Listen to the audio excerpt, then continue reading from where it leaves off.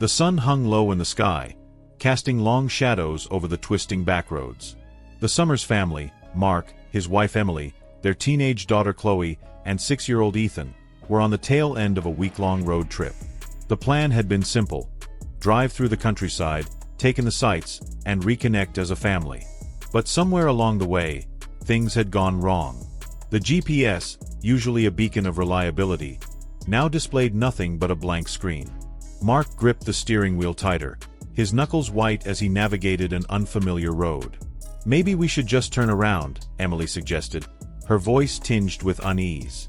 She glanced back at Chloe, who was glued to her phone, and Ethan, who was dozing off in his car seat. "This doesn't feel right." Mark forced a chuckle, trying to mask his own growing anxiety.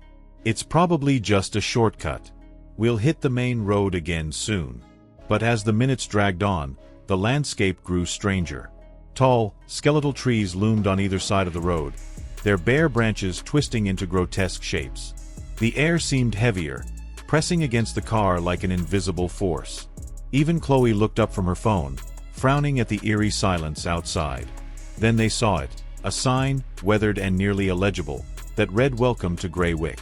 "Grey Wick," Emily murmured, furrowing her brow. That wasn't on the map. Mark slowed the car as they passed the sign, the tires crunching over gravel. Beyond it lay a town, or what was left of one. Dilapidated buildings lined the streets, their windows shattered and their walls covered in ivy. A faint mist clung to the ground, curling around the tires as if trying to pull them in. The streets were eerily empty, devoid of any signs of life. "Is this some kind of ghost town?" Chloe asked, her voice barely above a whisper. Ethan stirred in his seat, rubbing his eyes. "Where are we?" Mark pulled the car to a stop in the center of the town square. A rusted fountain stood at its heart, dry and cracked. Surrounding it were darkened storefronts and houses with doors that seemed to lean on their hinges, as if they could collapse at any moment. "Stay in the car," Mark instructed as he stepped out. The air was colder than he expected, carrying a faint metallic tang that made his skin crawl. Emily followed, wrapping her arms around herself. "This place doesn't feel right, Mark." He nodded, his gaze sweeping the empty streets.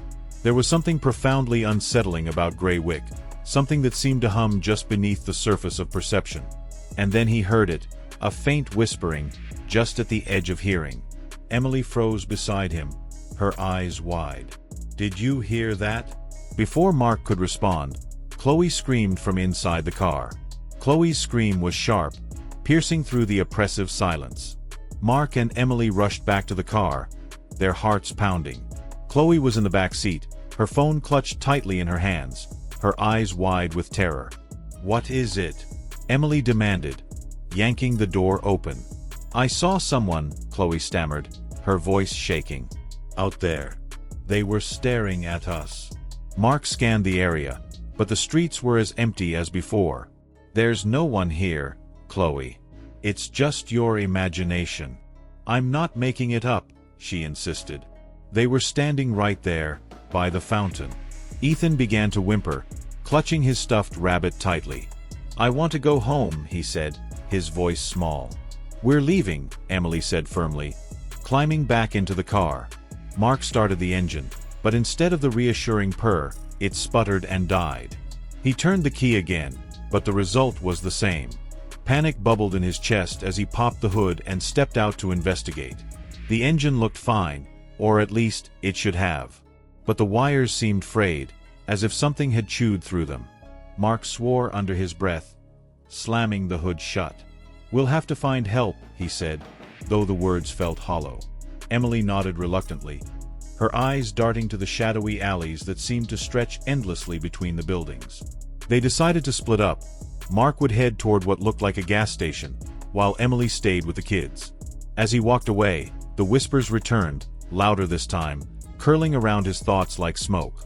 He turned sharply, convinced someone was following him, but there was nothing there. Back at the car, Emily tried to calm the children. Chloe's hands were trembling as she held her phone, though it had lost its signal hours ago. Ethan clung to her side, his wide eyes darting nervously. And then, without warning, the car doors locked with a loud click. What the? Emily tried the handle, but it wouldn't budge. Panic set in as she pounded on the glass. Mark, come back. Inside the car, Chloe screamed again as the air grew colder. Frost began to creep across the windows, and the whispers became deafening. Ethan's stuffed rabbit slipped from his grasp as his body went rigid.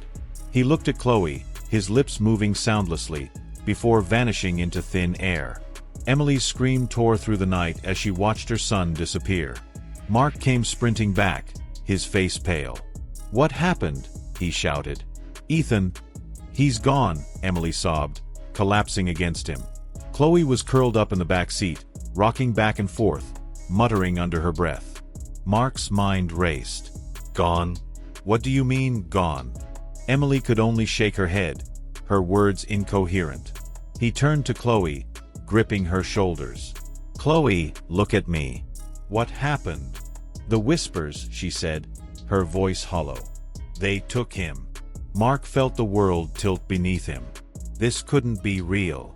But then he saw it, a faint shimmer in the air near the car, like heat rising from asphalt. It pulsed, sending ripples through the mist. He reached out instinctively, but Emily grabbed his arm. "Don't," she pleaded.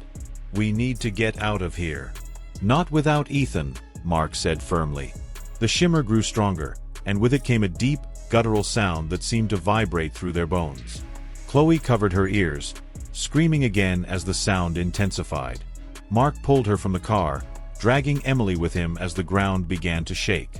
The fountain in the square cracked open, revealing a dark, yawning void. Shapes moved within it, their forms indistinct but terrifyingly real.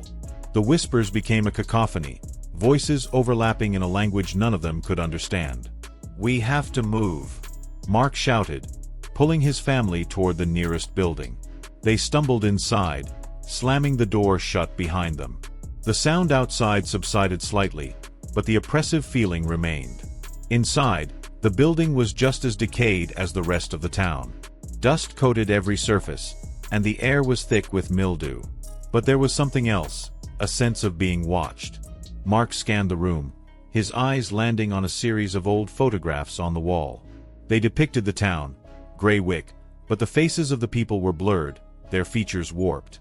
And then he saw it, Ethan's face, staring back at him from one of the photographs. The discovery of Ethan's face in the photograph sent Emily into hysterics. She clawed at the frame, ripping it from the wall. "What does this mean?" she cried, shaking the picture. Mark's mind raced. "It's connected to this town," he said, though the words felt inadequate. "This place isn't normal." "No kidding," Chloe muttered, her voice shaky. She was staring at the window, where shadows danced against the glass despite the absence of light outside. They needed answers, and fast. Mark led them deeper into the building, searching for anything that might explain what was happening. They found a basement, its door hanging ajar. Against their better judgment, they descended the creaking stairs, their footsteps echoing. The basement was vast, filled with strange equipment that looked decades old. In the center of the room was a table covered in papers and photographs. Mark sifted through them, his stomach churning as he pieced together the story. Grey Wick wasn't just a town, it was a threshold. Decades ago, a group of researchers had discovered a rift between worlds here, a thin veil that separated reality from something else. They had tried to study it, but the experiments had gone horribly wrong. The town had been consumed, its inhabitants pulled into the rift. And now, it was happening again. "This can't be real," Emily whispered, clutching Chloe to her side. "It doesn't matter if it's real," Mark said. "We need to find Ethan and get out of here." As they spoke, the rift pulsed again, sending another tremor through the building. The equipment sparked to life, monitors flickering with static. On one of the screens, they saw Ethan, standing in a dark, empty space. He was crying, calling out for them. "Ethan!" Emily screamed, reaching for the screen as if she could pull him through. But before they could react, the image vanished, replaced by a pair of glowing eyes staring back at them. The glowing eyes on the screen filled them with a primal terror. The whispers returned, louder than ever, as the rift's pull grew stronger. Mark knew there was no turning back. If they wanted Ethan, they would have to cross over. "We need to go through," he said, his voice trembling. Emily looked at him as if he'd lost his mind. "Are you insane? We don't even know what's on the other side." "We don't have a choice," he replied. "Ethan's there, and we're not leaving without him." Chloe nodded, her face pale but determined. "I'm going too." Together, they made their way back to the town square, where the rift pulsed ominously. The void within the fountain seemed to ripple in anticipation, its edges glowing faintly. Mark took Emily's hand, and she clung to him tightly as they stepped forward.